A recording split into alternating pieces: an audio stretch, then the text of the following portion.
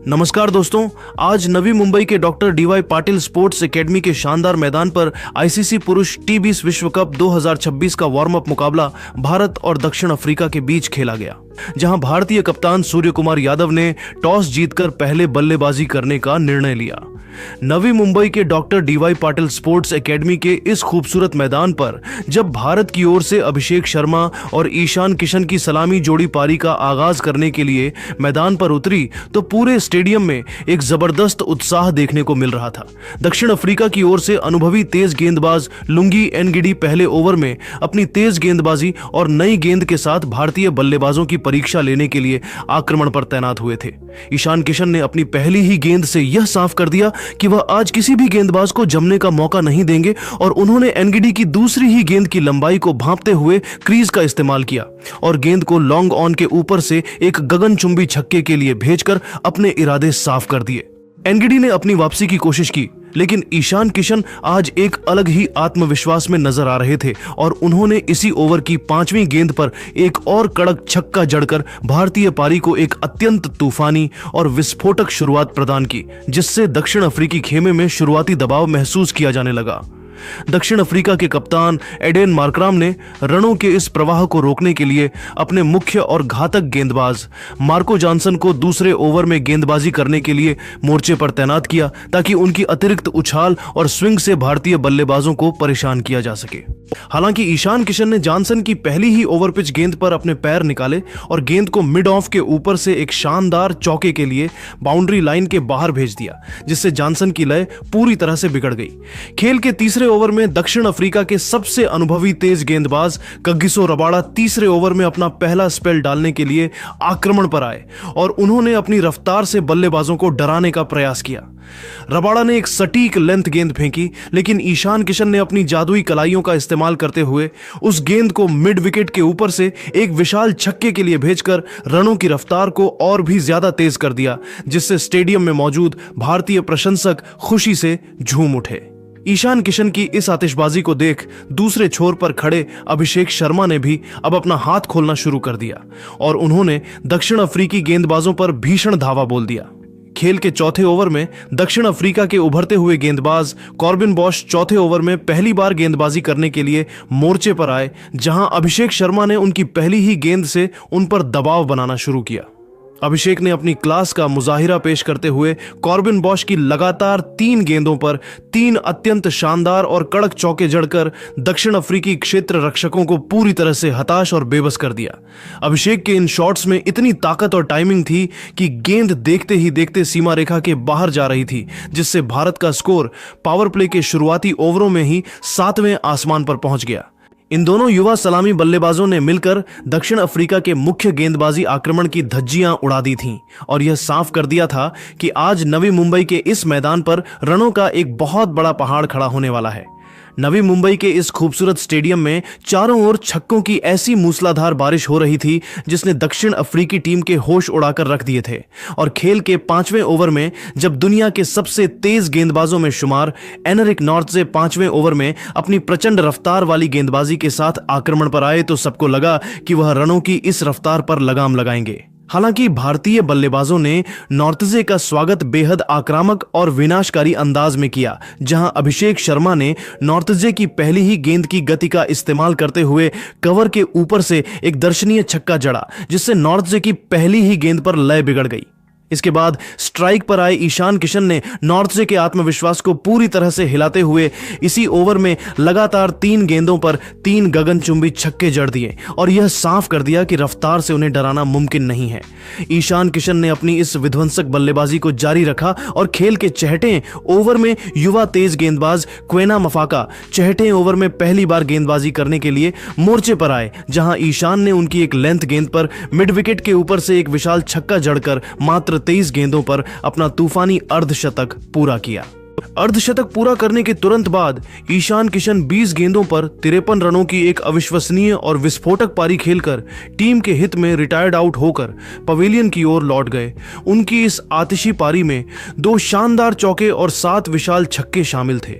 ईशान किशन के जाने के बाद युवा सनसनी तिलक वर्मा मैदान पर कदम रखा और उनके साथ अभिषेक शर्मा ने भारतीय पारी को तेजी से आगे बढ़ाना जारी रखा। लेकिन जल्द ही अभिषेक शर्मा भी अपनी आक्रामक भूमिका निभाकर 18 गेंदों पर 24 रनों की एक तेज पारी खेलकर रिटायर्ड आउट होकर वापस लौट गए। उनकी इस पारी में 3 कड़क चौके और एक छक्का शामिल था। खेल के 8वें ओवर में दक्षिण अफ्रीका के स्पिनर जॉर्ज लिंडे 8वें ओवर में अपनी फिरकी गेंदबाजी के साथ मोर्चे पर तैनात हुए, जहां तिलक वर्मा ने अपनी पहली ही कुछ गेंदों पर प्रहार करते हुए एक गगनचुंबी छक्का जड़कर अपनी पारी का धमाकेदार आगाज किया। अभिषेक के वापस लौटने के बाद कप्तान सूर्य कुमार यादव खुद क्रीज पर आए और खेल के 9वें ओवर में एनरिक नॉर्थजे 9वें ओवर में अपना दूसरा स्पेल डालने के लिए दोबारा गेंदबाजी करने के लिए आक्रमण पर आए। सूर्या ने आते ही अपनी जादुई बल्लेबाजी का मुजाहिरा पेश किया और अपनी पहली ही गेंद पर अपना ट्रेडमार्क पिकअप शॉट खेलते हुए गेंद को बैकवर्ड स्क्वायर लेग के ऊपर से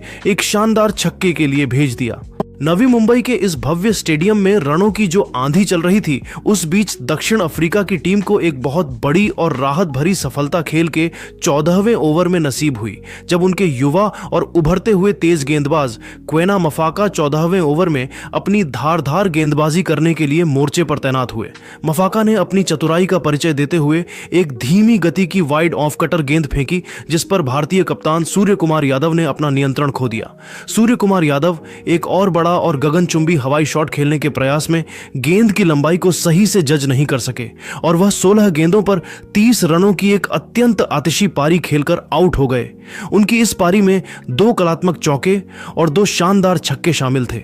सूर्या के पवेलियन लौटने के बाद स्टेडियम में थोड़ी खामोशी छाई थी, लेकिन वह खामोशी जल्द ही शोर में बदल गई, क्योंकि दुनिया के सबसे बेहतरीन फिनिशर रिंकू सिंह ने मैदान पर कदम रखा और उन्होंने आते ही अपनी आक्रामक बल्लेबाजी का जलवा दिखाना शुरू कर दिया, जिससे दक्षिण अफ्रीकी गेंदबाज एक बार फिर दबाव में आ गए। पारी का सबसे महत्वपूर्ण और 15वां ओवर फेंकने के लिए दक्षिण अफ्रीका के सबसे अनुभवी और घातक तेज गेंदबाज कगिसो रबाडा 15वें ओवर में अपनी कसी हुई गेंदबाजी के साथ मोर्चे पर वापस आए, ताकि वे रनों की इस गति पर लगाम लगा सकें। हालांकि रिंकू सिंह आज एक अलग ही मूड में नजर आ रहे थे और उन्होंने रबाडा की पहली ही गेंद पर अपने जादुई कदमों का इस्तेमाल करते हुए लॉन्ग ऑफ के ऊपर से एक अत्यंत दर्शनीय और विशाल छक्का जड़कर रबाडा की लय को पूरी तरह से बिगाड़ दिया। इसी ओवर की तीसरी गेंद पर अक्षर पटेल ने भी अपनी किस्मत का साथ पाया और उन्होंने एक बाहरी किनारा लगने के बावजूद एक भाग्यशाली चौका बटोर लिया, जिससे दक्षिण अफ्रीकी क्षेत्र रक्षक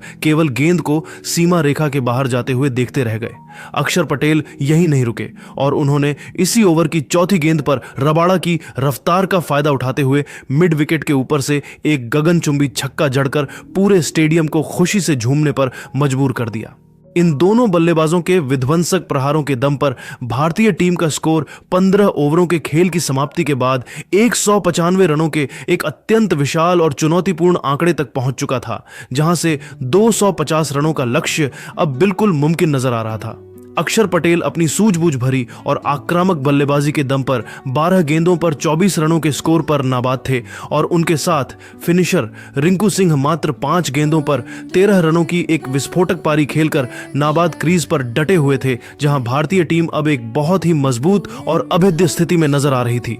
डीवाई पाटिल स्टेडियम का यह ऐतिहासिक मैदान अब भारतीय युवा सितारों के अद्भुत पराक्रम और दक्षिण अफ्रीकी गेंदबाजों की बेबसी और लाचारी का मूक गवाह बन रहा था, जहां रनों का यह प्रचंड सैलाब रुकने का नाम नहीं ले रहा था। रात की गहराई के साथ मैदान का तापमान और प्रशंसकों का उत्साह दोनों ही अपने चरम पर पहुंच चुके थे, क्योंकि अब अंतिम 5 ओवरों का वह रोमांच शुरू होने वाला था, जिसमें छक्कों की मूसलाधार बारिश होने की पूरी संभावना थी। नवी मुंबई के doctor DY Patil sports academy के इस ऐतिहासिक मैदान पर रनों का जो सैलाब पिछले 15 ओवरों से उमड़ रहा था, वह पारी के अंतिम 5 ओवरों में एक भयानक और विनाशकारी सुनामी में तब्दील हो गया, जहां भारतीय बल्लेबाजों ने दक्षिण अफ्रीका के मुख्य गेंदबाजी आक्रमण की बखिया उधेड़ कर रख दी। खेल के 16वें ओवर में मध्यम तेज गेंदबाज कॉर्बिन बॉश 16वें ओवर में अपनी गेंदबाजी का दूसरा स्पेल डालने के लिए मोर्चे पर तैनात हुए और उनकी एक अतिरिक्त वाइड गेंद के साथ ही भारतीय टीम के 200 रन पूरे हो गए, जिससे दक्षिण अफ्रीकी टीम के कप्तान एडेन मार्कराम और उनके खिलाड़ियों के चेहरे पर हताशा और लाचारी साफ तौर पर दिखने लगी थी। भारत को पारी का अगला बड़ा झटका खेल के 18वें ओवर में लगा, जब दुनिया के सबसे तेज गेंदबाजों में से एक एनरिक नॉर्टजे 18वें ओवर में दोबारा अपनी प्रचंड रफ्तार और सटीक बाउंसरों के साथ आक्रमण पर वापस बुलाए गए ताकि वे रनों के इस बेकाबू सैलाब को रोक सकें। नॉर्टजे ने अपनी गति का जादुई इस्तेमाल किया और फिनिशर रिंकू सिंह को एक धीमी गति की शॉर्ट गेंद पर अपनी जाल में सफलतापूर्वक फंसा लिया, जिससे रिंकू सिंह बड़ा हवाई शॉट खेलने के प्रयास में गेंद की लंबाई को सही से जज नहीं कर सके और वह 13 गेंदों पर 16 रनों की एक छोटी मगर उपयोगी पारी खेलकर आउट हो गए। उनकी इस पारी में एक शानदार चौका और एक गगनचुंबी छक्का शामिल था। रिंकू के पवेलियन लौटने के बाद उप कप्तान और भारतीय टीम के पावर हिटर हार्दिक पांड्या मैदान पर उतरे और उन्होंने नॉर्टजे की अगली ही गेंद पर बिना कोई समय गंवाए एक प्रचंड और गगनचुंबी छक्का जड़कर अपनी आक्रामक मंशा को पूरी तरह से साफ कर दिया। अंतिम ओवरों का असली और रोंगटे खड़े कर देने वाला रोमांच तब देखने को मिला जब दक्षिण अफ्रीका के सबसे अनुभवी तेज गेंदबाज कगिसो रबाडा 19वें ओवर में अपनी गेंदबाजी का अंतिम और निर्णायक कोटा पूरा करने के लिए मोर्चे पर आए, जहां हार्दिक पांड्या ने उनकी पहली ही गेंद पर अपनी जादुई कलाइयों और शरीर की ताकत से एक अविश्वसनीय फ्लैट छक्का जड़ दिया। इसी ओवर में दूसरे छोर पर मौजूद अक्षर पटेल ने भी अपनी आक्रामकता का लोहा मनवाया और रबाडा की एक छोटी पटकी हुई गेंद पर कड़क और बिजली की रफ्तार वाला चौका बटोरकर रनों की रफ्तार को 7वें आसमान पर पहुंचा दिया, जहां दक्षिण अफ्रीका के क्षेत्र रक्षक केवल मूक दर्शक बनकर गेंद को सीमा रेखा के पार जाते हुए देख रहे थे। खेल के अंतिम और निर्णायक 20वें ओवर में कॉर्बिन बॉश 20वें ओवर में दोबारा गेंदबाजी करने के लिए मोर्चे पर तैनात हुए, जहां हार्दिक पांड्या ने उनकी तीसरी गेंद पर एक भाग्यशाली चौका और फिर चौथी गेंद पर एक प्रलयकारी और विशाल छक्का जड़कर पूरे स्टेडियम को शोर से भर दिया। हालांकि हार्दिक पांड्या इसी ओवर की 5वीं गेंद पर एक और बड़ा शॉट खेलने के प्रयास में बाउंड्री लाइन पर मार्को जॉनसन के हाथों लपके गए, जिससे हार्दिक पांड्या पुल शॉट खेलने के प्रयास में 10 गेंदों पर 30 रनों की एक तूफानी और विनाशकारी पारी खेलकर आउट हो गए। उनकी इस छोटी सी आतिशी पारी में 2 शानदार चौके और 3 गगनचुंबी छक्के शामिल थे। भारतीय टीम ने इन विध्वंसक पारियों के दम पर निर्धारित 20 ओवरों के खेल की समाप्ति के बाद 6 विकेट के नुकसान पर 240 रनों का एक अत्यंत अभेद्य और पहाड़ जैसा विशाल स्कोर खड़ा किया, जो इस मैदान पर टीबीएस क्रिकेट का एक नया कीर्तिमान स्थापित कर चुका था। अक्षर पटेल अपनी सूझबूझ भरी और आक्रामक बल्लेबाजी के दम पर 23 गेंदों पर 35 रनों के व्यक्तिगत स्कोर पर नाबाद लौटे और उनके साथ हर्षित राणा एक गेंद पर 0 रन पर नाबाद क्रीज पर डटे हुए थे, जहां दक्षिण अफ्रीका के सामने अब इस वार्म अप मैच को जीतने के लिए 241 रनों का एक लगभग नामुमकिन और डरावना लक्ष्य था। डीवाई पाटिल स्टेडियम का यह भव्य मैदान अब भारतीय बल्लेबाजों के अद्भुत पराक्रम और दक्षिण अफ्रीकी गेंदबाजों की बेबसी का मूक गवाह बन चुका था, जहां हर एक भारतीय बल्लेबाज ने अपनी शानदार छाप छोड़ी थी। 240 रनों के इस विशाल स्कोर ने दुनिया को यह साफ संदेश दे दिया था कि भारतीय टीम विश्व कप के लिए शारीरिक और मानसिक रूप से पूरी तरह से तैयार है और विपक्षी गेंदबाजों के पास आज उनकी इस अद्भुत आतिशबाजी का कोई जवाब नहीं था। नवी मुंबई के doctor DY Patil sports academy के इस शानदार और आधुनिक स्टेडियम की दूधिया रोशनी में जब दक्षिण अफ्रीकी टीम 241 रनों के विशाल और हिमालय जैसे असंभव लक्ष्य का पीछा करने मैदान पर उतरी, तो पूरा स्टेडियम एक जबरदस्त रोमांच की लहर से सराबोर था। भारतीय बल्लेबाजों ने पहले ही रनों का अंबार लगा दिया था, जिसके जवाब में दक्षिण अफ्रीका ने एक बेहद चौंकाने वाला और साहसी रणनीतिक फैसला लेते हुए अपने नियमित बल्लेबाजों के बजाय जॉर्ज लिंडे को ओपनिंग के लिए प्रमोट किया ताकि वे पावर प्ले का फायदा उठा सके।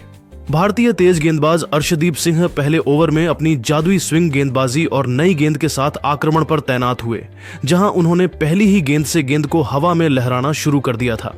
अर्शदीप सिंह ने अपनी तीसरी ही गेंद पर लिंडे को पूरी तरह से विवश किया और फिर एक सटीक इन स्विंगिंग लेंथ गेंद फेंकी, जिसे जॉर्ज लिंडे समझ नहीं सके, जिससे जॉर्ज लिंडे बड़ा हवाई शॉट खेलने के प्रयास में 4 गेंदों पर 0 रन बनाकर आउट हो गए। उनकी इस संक्षिप्त पारी में कोई भी चौका या छक्का शामिल नहीं था और वह 0 पर ही पवेलियन लौट गए। जॉर्ज लिंडे के इस सस्ते में आउट होने के बाद दक्षिण अफ्रीकी कप्तान एडेन मार्कराम स्वयं मोर्चा संभालने के लिए क्रीज पर आए और उन्होंने पहली ही गेंद से यह स्पष्ट कर दिया कि वह हार मानने के मूड में नहीं है। मार्कराम ने क्रीज पर कदम रखते ही भारतीय गेंदबाजों पर एक प्रलयकारी और विनाशकारी प्रहार करना शुरू कर दिया, जिससे रनों की रफ्तार अचानक से बिजली की गति से बढ़ने लगी। खेल के दूसरे ओवर में हार्दिक पांड्या अपनी तेज गेंदबाजी और आक्रामक बाउंसर लेकर मोर्चे पर आए ताकि मार्कराम को दबाव में लाया जा सके। एडन मार्कराम आज एक अलग ही रौद्र रूप और विध्वंसक लय में नजर आ रहे थे और उन्होंने हार्दिक पांड्या की गति का इस्तेमाल करते हुए लगातार 3 गेंदों पर 3 गगनचुंबी और विशाल छक्के जड़कर पूरे स्टेडियम को सन्न कर दिया। मार्कराम की इस प्रलयकारी आतिशबाजी ने दक्षिण अफ्रीका को मैच में बहुत ही शानदार तरीके से वापस ला खड़ा किया था और भारतीय कप्तान सूर्य कुमार यादव के माथे पर चिंता की लकीरें साफ देखी जा सकती थीं। कप्तान मार्कराम यही नहीं रुके और उन्होंने खेल के तीसरे ओवर में अर्शदीप सिंह के विरुद्ध भी अपनी आक्रामकता जारी रखी, जहां उन्होंने एक और शानदार और बिजली की रफ्तार वाला छक्का जड़कर अपने इरादे पूरी तरह से साफ कर दिए थे। दक्षिण अफ्रीका का स्कोर अब बहुत तेजी से आगे बढ़ रहा था और मार्कराम की बल्लेबाजी ने भारतीय क्षेत्र रक्षकों को मैदान के हर कोने में भागने पर मजबूर कर दिया था। ऐसा लग रहा था कि आज नवी मुंबई के इस मैदान पर रनों का एक महामुकाबला देखने को मिलेगा, जहां हर एक शॉट के साथ मैच का रोमांच नई ऊंचाइयों को छू रहा था। नवी मुंबई के इस भव्य स्टेडियम में जब रनों की रफ्तार बेकाबू होने लगी थी, तब भारतीय कप्तान सूर्य कुमार यादव ने विपक्षी टीम के बढ़ते हुए कदमों पर लगाम लगाने और दक्षिण अफ्रीकी बल्लेबाजों को दबाव में लाने के उद्देश्य से खेल के 5वें ओवर में युवा तेज गेंदबाज हर्षित राणा 5वें ओवर में अपनी पहली स्पेल की गेंदबाजी करने के लिए मोर्चे पर तैनात किया ताकि वे अपनी अतिरिक्त गति और उछाल से बल्लेबाजों को परेशान कर सकें। हालांकि दक्षिण अफ्रीका के विकेटकीपर बल्लेबाज रयान रिकल्टन आज किसी भी गेंदबाज को बख्शने के मूड में नहीं थे और उन्होंने हर्षित राणा की गेंदों का निडरता के साथ सामना करते हुए एक गगनचुंबी छक्का और एक कड़क चौका जड़कर दक्षिण अफ्रीका के रनों का अर्धशतक पूरा कर दिया, जिससे स्टेडियम में सन्नाटा छा गया।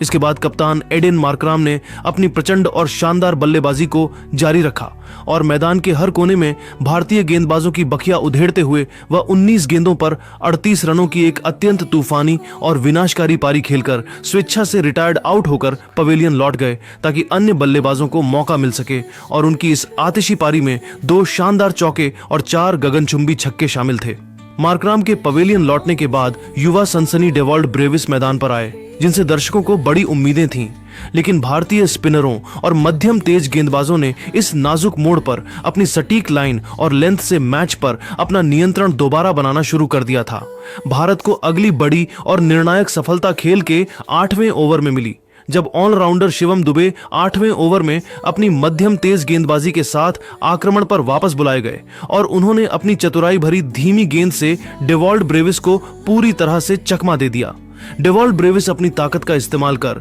एक बड़ा हवाई शॉट खेलने के प्रयास में गेंद की धीमी गति को भांप नहीं सके और वह मात्र 4 गेंदों पर 2 रन बनाकर आउट हो गए। उनकी इस संक्षिप्त पारी में कोई भी बाउंड्री शामिल नहीं थी और वे भारतीय जाल में फंस गए। पारी के बीच के इन ओवरों में रयान रिकल्टन ने अपनी आक्रामकता का स्तर और भी ऊंचा कर दिया था, जहां उन्होंने खेल के 7वें ओवर में अनुभवी स्पिनर कुलदीप यादव के खिलाफ 2 लगातार गगनचुंबी छक्के जड़कर यह साबित कर दिया था कि वे अकेले दम पर मैच का रुख पलट सकते हैं। रनों के इस अनियंत्रित प्रवाह को रोकने के लिए कप्तान सूर्या ने अपना सबसे बड़ा तुरुप का इक्का निकाला और खेल के 10वें ओवर में रहस्यमयी स्पिनर वरुण चक्रवर्ती 10वें ओवर में अपनी जादुई फिरकी की पहली ही गेंद फेंकने के लिए मोर्चे पर तैनात हुए। वरुण चक्रवर्ती ने अपनी उंगलियों का जादू दिखाते हुए रिकल्टन को अपनी मिस्ट्री गेंद पर पूरी तरह से उलझा दिया और उन्हें बड़ा शॉट खेलने के लिए मजबूर किया। रयान रिकल्टन एक प्रलयकारी स्लोग स्वीप शॉट खेलने के प्रयास में गेंद की अतिरिक्त स्पिन और उछाल से मात खा गए और वह 21 गेंदों पर 44 रनों की एक अत्यंत आक्रामक और संघर्षपूर्ण पारी खेलकर आउट हो गए। उनकी इस पारी में 4 कड़क चौके और 3 शानदार छक्के शामिल थे। रिकल्टन के आउट होते ही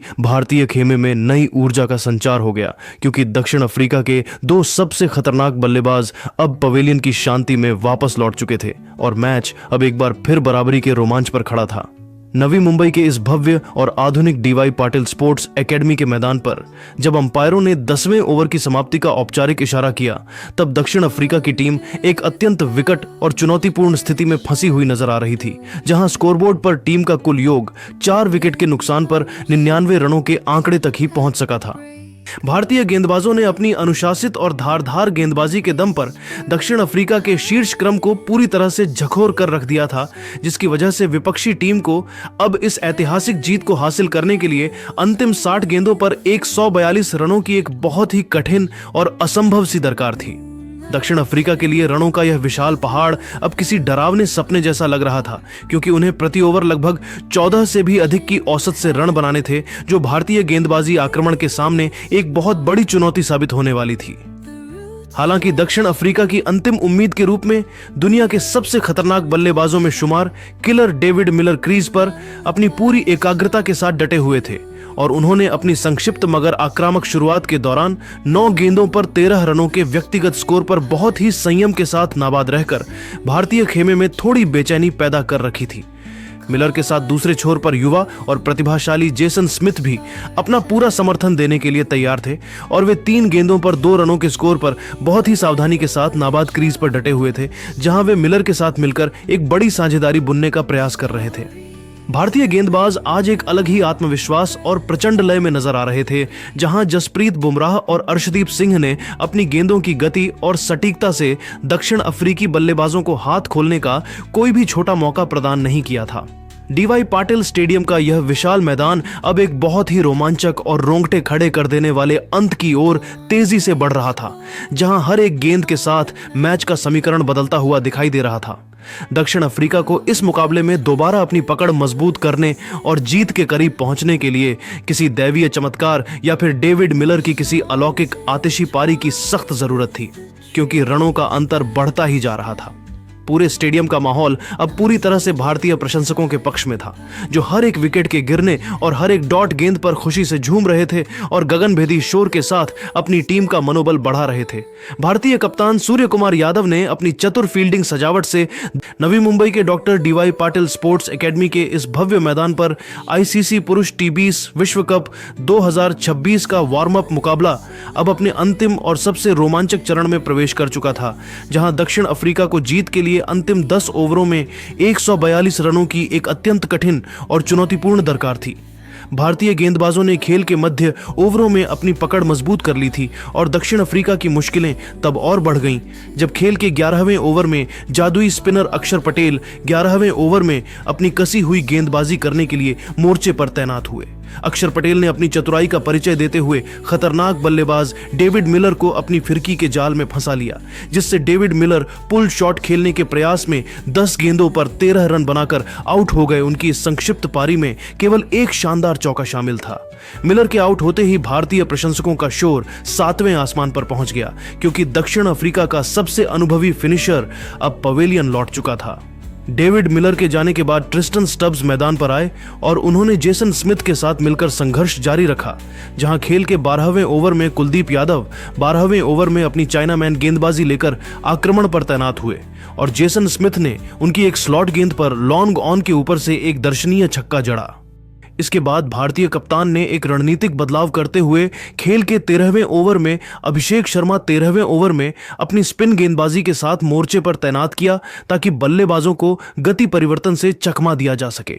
अभिषेक शर्मा ने अपनी फिरकी का जादू दिखाया और खेल के 15वें ओवर में जेसन स्मिथ को अपनी उड़ान भरी गेंद पर झांसा दे दिया, जिससे जेसन स्मिथ बड़ा हवाई शॉट खेलने के प्रयास में 23 गेंदों पर 35 रन बनाकर आउट हो गए। उनकी इस पारी में 4 कड़क चौके और एक शानदार छक्का शामिल था।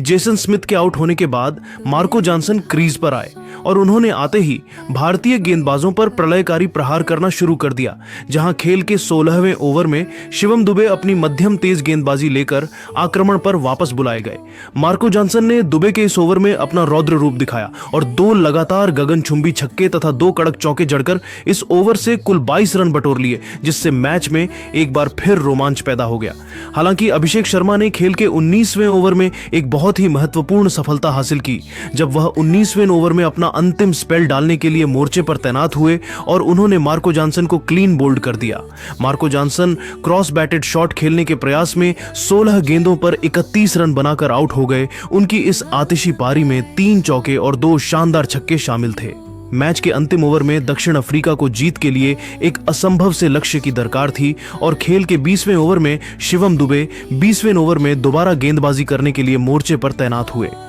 ट्रिस्टन स्टब्स ने अपनी हार न मानने वाली जिद का परिचय देते हुए दुबे की अंतिम 3 गेंदों पर 3 लगातार विशाल और गगनचुंबी छक्के जड़कर स्टेडियम को पूरी तरह से स्तब्ध कर दिया और दक्षिण अफ्रीका का स्कोर 200 रनों के पार पहुंचा दिया। ट्रिस्टन स्टब्स अपनी बेहतरीन बल्लेबाजी के दम पर 21 गेंदों पर 45 रन पर नाबाद लौटे और उनके साथ कॉर्बिन बॉश 2 गेंदों पर 2 रन पर नाबाद क्रीज पर डटे हुए थे, लेकिन उनकी यह कोशिश दक्षिण अफ्रीका को जीत दिलाने के लिए पर्याप्त नहीं थी। भारतीय टीम ने इस सांस रोक देने वाले और रोंगटे खड़े कर देने वाले मुकाबले को 30 रनों के अंतर से जीतकर डीवाई पाटिल स्टेडियम में तिरंगा लहरा दिया, जहां भारतीय गेंदबाजों ने दक्षिण अफ्रीका को निर्धारित 20 ओवरों में 7 विकेट के नुकसान पर 210 रनों पर रोक दिया। अर्शदीप सिंह और अभिषेक शर्मा अपनी शानदार और किफायती गेंदबाजी के कारण भारत की इस जीत के मुख्य सूत्रधार रहे और उन्होंने साबित कर दिया कि भारतीय टीम विश्व कप के लिए पूरी तरह से तैयार है। पूरा स्टेडियम अब जीत के जश्न में डूबा हुआ था, जहां भारतीय खिलाड़ियों ने अपनी मानसिक दृढ़ता का परिचय देते हुए एक बहुत ही करीबी मुकाबले को अपनी मुट्ठी में कर लिया था।